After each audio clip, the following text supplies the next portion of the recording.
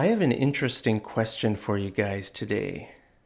The question is, do you talk to women the same way you talk to men? What's your answer?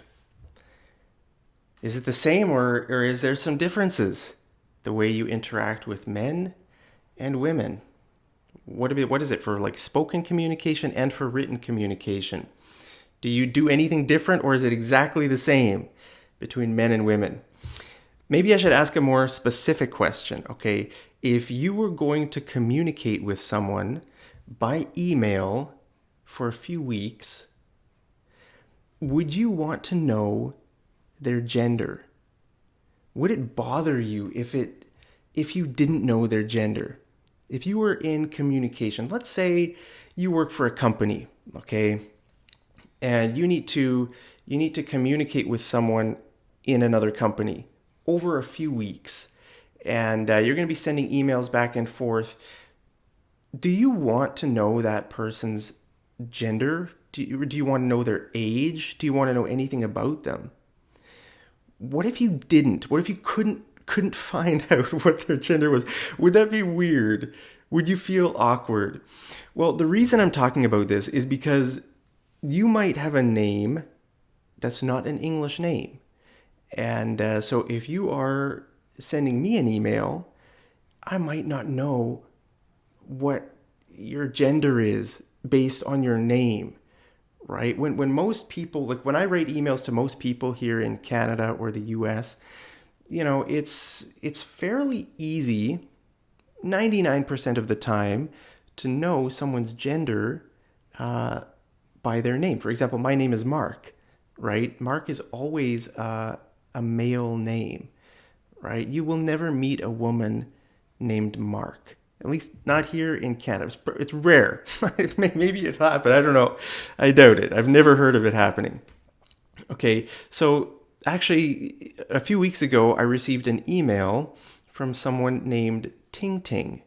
Okay, Ting Ting. And then after I received that email, I used that example in one of my videos because the person was saying they used one of my books and it really helped them, and they were saying thank you. And the name was Ting Ting, right? Ting Ting. And I didn't know, when I was making the video, I didn't know whether to say he or she. So I didn't really know. So that's why it was a bit awkward for me in the video. It wasn't awkward when I was communicating with that person because it was just a one-time communication, right? They emailed me, I responded, and that was it, right? But what if the communication would be like in a situation where it's for a few weeks or a few months, right? Let's say you are the HR director in a company and you need to be in contact with someone from another country, some other company over there, right? And so you're going to be talking back and forth. How should you handle that situation? One of my subscribers recently asked me how I would handle that situation. How can you let someone know your gender without just saying, I am a 25-year-old woman? And that's a bit awkward if you want to let the other person know what your gender is. How can you do it without just saying, by the way, I'm a 25-year-old woman or something? That sounds more like a dating profile than an email, right? So how should you do it if your name is not an English sounding name and the other person has no idea? So it's just an interesting topic. I want you to let me know your thoughts down there as I'm talking about this. Let me know how you would handle the situation or what you think about this. Okay, so like I said, in that situation with Ting Ting, it didn't matter because it was just a one-time thing. But if it's a back and forth thing, to be honest, I would want to know. Let me know. Would you want to know? Would you want to know who you're dealing with if it's like on a daily basis? You don't know anything about that person. It's just, to be honest, it's a bit awkward for me. So I don't think this issue, the first thing I want to say is I don't think this issue would really be a problem in the Americas, right? From Argentina up to Canada, Most of the names are fairly indicative. The word indicative means it indicates something, right? So if I think about like Brazil, the Brazilians I've met, or Colombians, or Mexicans, or I don't know. I think it's fairly straightforward. I don't think it's a problem. But when we get over to parts of Europe, Africa, Asia, it gets to be more of an issue, right? Like I lived in China for over a year, and those names, like they're just completely foreign names. I can't pronounce them. I have no idea if a name is a male name or a female name. All right, so in that situation, okay, I think the first thing people do to address that situation is to just make up an English name. So if you don't have an English name, let's say your name is like, I don't know, you have a Vietnamese name or something, it's probably common for you to just make up an English name. That's what everybody did in China when I was there. People would just choose a name for themselves. It's kind of funny. Sometimes they would choose the names of fruit. Like the women, very often, I met a lot of apples there in China. I don't know why apple is a very common name in China. Or cherry. Yeah, cherry, that's also, I worked with a teacher named Cherry and another woman named Apple. Okay, so I don't know. I don't think I ever met men who named themselves after fruit.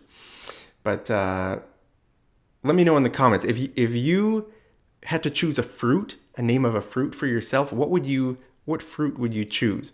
And also, if you could choose a name of a fruit for me, what would you choose for me? Let me know down in the comments. I think it's a good idea to choose an English name for the simple reason that you won't have people butchering your name all the time. Names are kind of personal, right? Like I said, for me to pronounce Chinese names or Vietnamese, or names all around the world in other languages, sometimes they're really hard. And we don't want to butcher them. I feel bad to butcher. Do you know what it means to butcher a name? If you butcher a name, that means you pronounce it really poorly, and it just sounds bad, right? And so we don't want to do that. We want to be respectful. So for me, if I'm pronouncing your name, if it's a Chinese name, I'm gonna butcher it, right? But if you have an English name, like my best friend over in China, he chose the name Colin, and that's very easy for me to pronounce, right? I have no idea what his Chinese name is. I never learned it. I think I did, but I forgot. I always just called him Colin, right? That's so easy for me. I can pronounce it correctly. So anyway, that's one way to get around this issue, is you can choose an English name that has, that's kind of gender indicative, right? If you choose a name like Sally, well, people are going to know you're a woman. If you choose a name like Bob or Mike or something like that, people are going to know you're a man. So that's probably the easiest way to do that. If you're going to choose a name like that. Probably not a fruit. Probably apple is not the best name.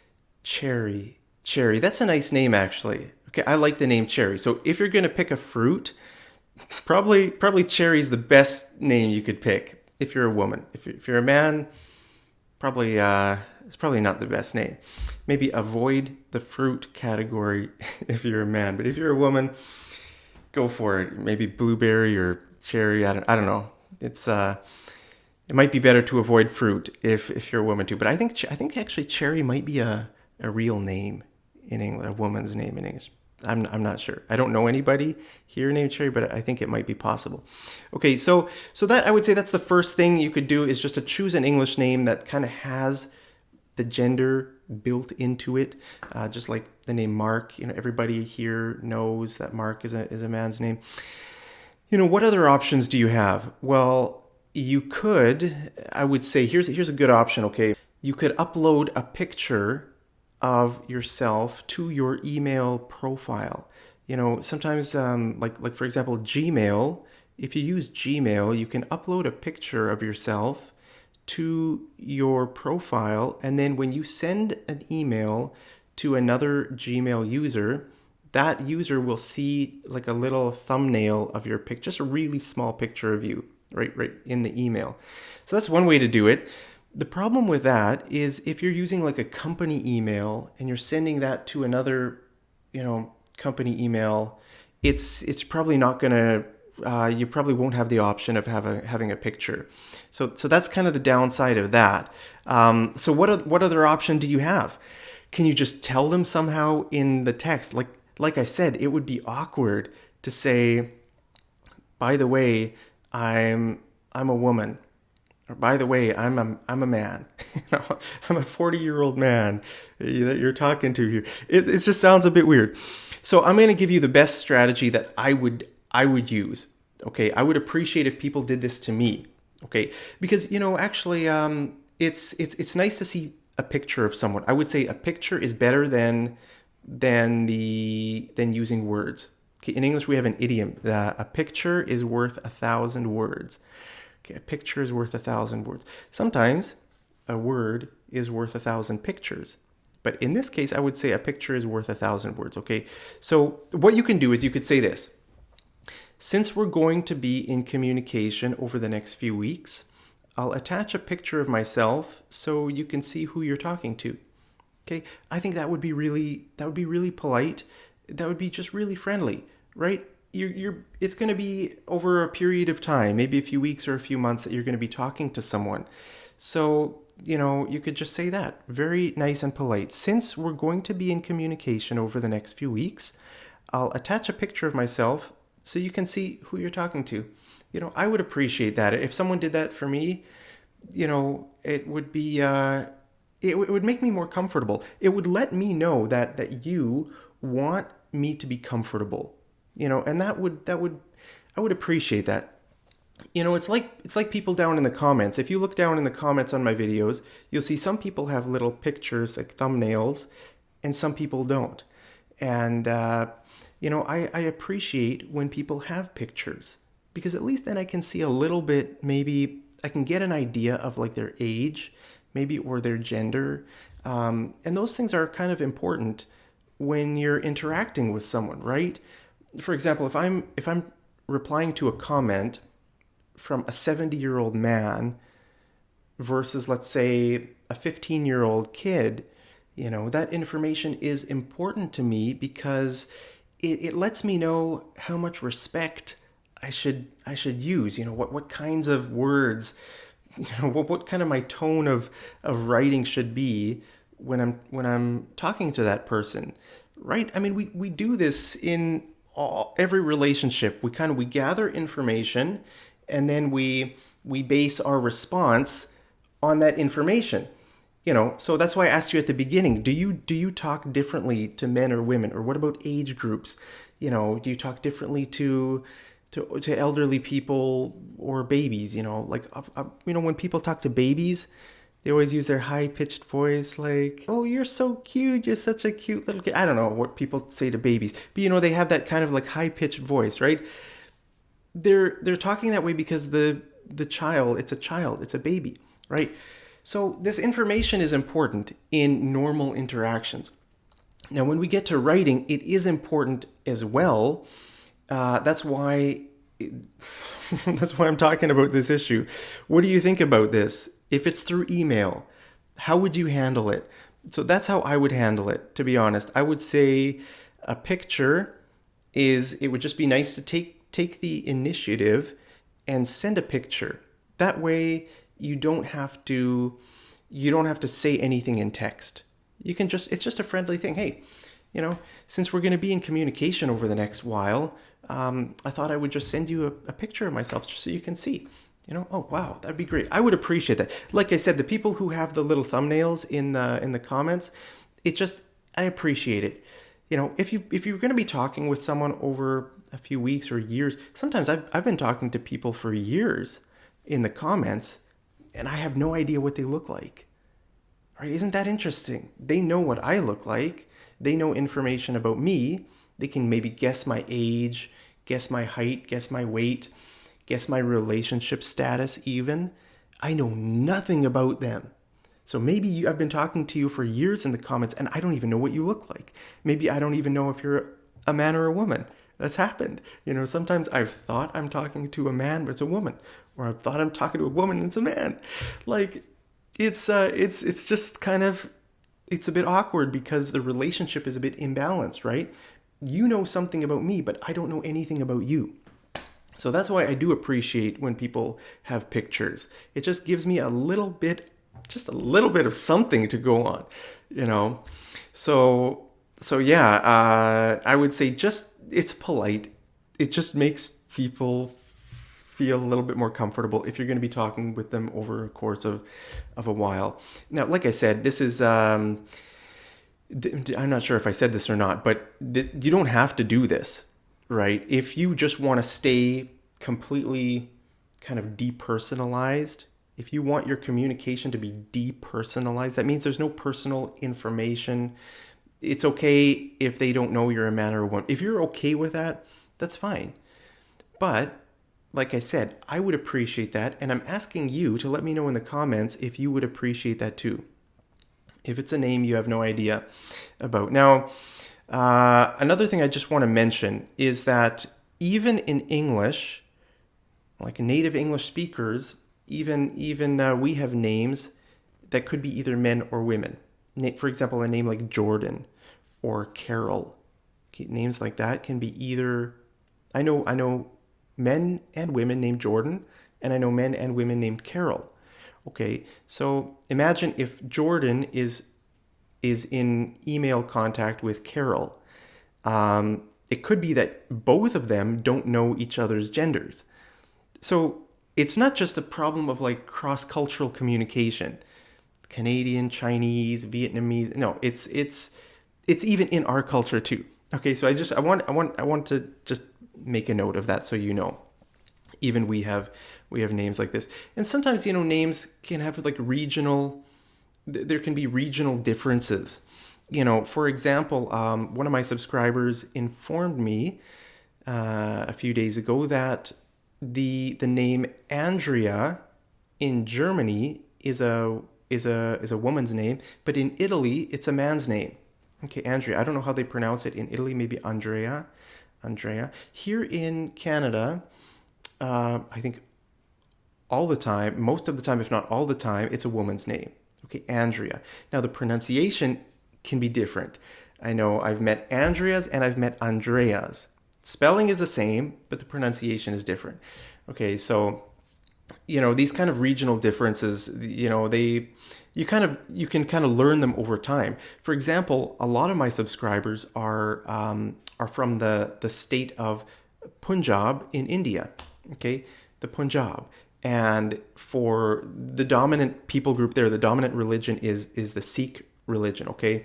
And men have the last name Singh and women have the last name Kaur, okay? So very often I get emails from people in that area or Punjabis here in Canada, and if the name is Singh, I know I'm dealing with a man. If it's Kaur, I know I'm dealing with a woman.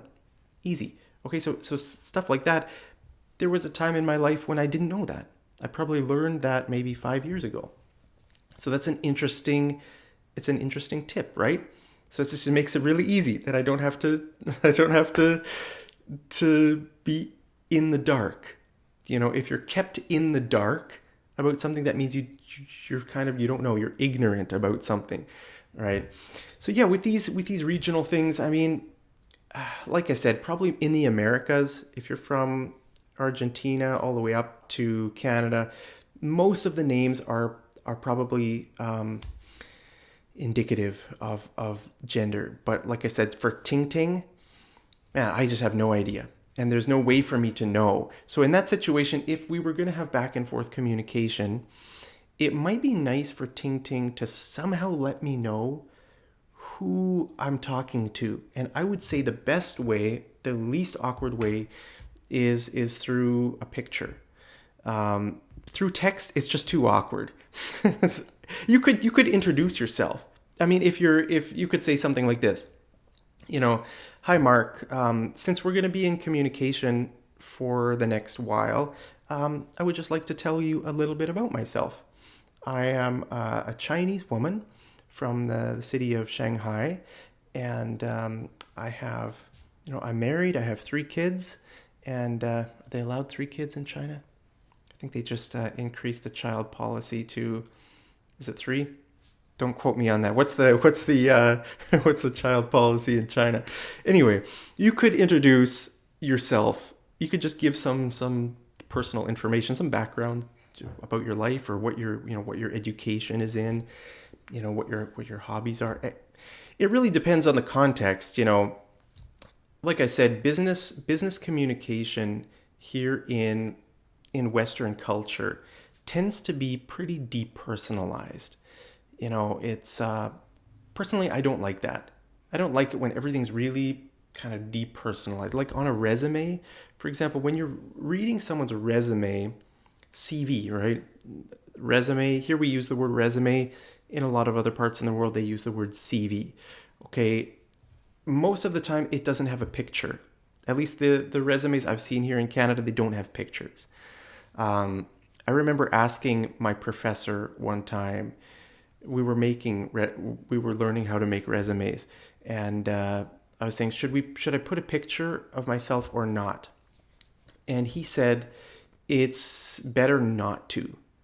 So that was his advice. That's his opinion. I don't know. Maybe for professional resumes, you don't put a picture of yourself. For me, it's just always nice to be able to see who you're dealing with. Otherwise, it's just a paper with some words on it, right? Like, human beings are personal creatures, are we not? Smash like if you like kind of having some personal information, personal interaction with someone. Um, yeah, I don't know. I don't know how else to go about this. It can be a bit awkward, but I would say that's the best way is just to send a picture. Have a professional picture. If you're going to get a job, it's good to have a professional picture that you can send someone maybe if you need to. Or you can put it as your profile picture on your email or your YouTube, account so that I can see what you look like in your comments. Like I said, I appreciate that. A lot of people do have pictures. Then at least I know who am I dealing with here. I can kind of base my responses on maybe their age or their gender or something, because I think as human beings we do adjust we adjust the way we respond based on that information. Let me know. Am I crazy about this, or do you agree with me? Um, yeah, I would say especially age is a very relevant factor, but also gender is I would say a relevant factor too. So anyway, that's basically it. That's the way I would go about doing it. Take a professional picture of yourself, wearing some nice clothes, and just do that in the email. Since we're going to be in contact for the next while, I just want to send you a picture so you can see who you're talking to here. I don't think anybody would have a problem with that. Why would someone have a problem with that? It's just a very friendly, professional, unless your company has policy or something, some weird policy where you're not allowed to send pictures or something. But it's just a very professional way. I would say that's the most professional way, the least awkward way. Like I said, it would be too awkward to say like, "Hi, I'm a 25-year-old woman from Bulgaria." It's like I said, that sounds more like a dating profile than like an email. But that's it, guys. That's all I can really say on that topic. But let me know down in the comments. I'm interested to hear what you think about this, because this tends not to be a problem, because we typically just communicate with people in our own bubble, right? Like if you live in, I don't know, wherever you live, let's say Romania, probably most of your interaction is with Romanians, and so how to distinguish between a male and a female. There might be certain things in your language that indicate something, but in English, it's this is kind of a strange. The whole topic of gender is is kind of a weird topic in English, to be honest. These days, in these cultures especially, I don't know. But it's always good. I would say it's always good. Information is nice. It's just nice to have information, right? So the nice thing about having a picture is that you don't have to reveal your age. You don't have to reveal your ethnicity. For example, if you're worried about like racism issues or like, ageism. Ageism is discrimination by age. If you're worried about those kind of things, I don't know. I really don't know what the best way. But I think a picture is just kind of like it just you just give someone a picture, just know what you look like, and that's it. You don't have to explain anything or whatever. That's how I would do it. That's how I would go about doing it. But I know everybody already can see my videos, right? I'm putting my face out there so you can see me. You can make up your own mind what gender I am, how old I am, what my interests or hobbies are, or whatever, because you can see me, what my personality is like, right? So I don't know. That's those are my thoughts. I appreciate you guys tuning in to this video, and let me know your thoughts. I'm really interested to know your thoughts. Cross-cultural communication, sometimes it can be really interesting. Sometimes it can be a lot of misunderstandings, but we just get through it. Let's learn together. So let me know your thoughts on this whole issue down there in the comments. Hey, hope you guys are having a wonderful day wherever you are. I'm just going to go out on a walk. I can see it's sunny out here. So I'm going to go and enjoy a nice afternoon here in BC, Canada. So take care, guys. God bless you, and I'll see you over in the next episode of Mad English TV. Take care.